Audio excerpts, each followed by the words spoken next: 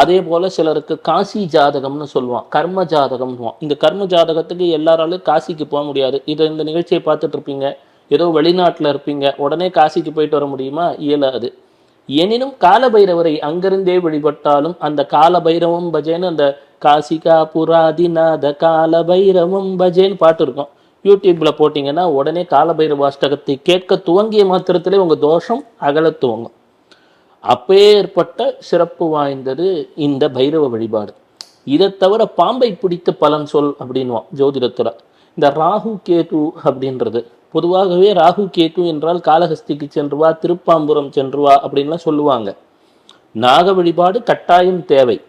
ஆனா அதோடு சேர்ந்து காலபைரவர் வழிபாடும் இருந்து விட்டால் இந்த ராகு கேதுவினால் பாதிப்பு வராது. ஏனென்றால் சனீஸ்வரரின் இரு கரங்களாக கருதப்படுவது ராகு மற்றும் கேது. சனீஸ்வரருக்கு அவங்க அண்ணன் யமன்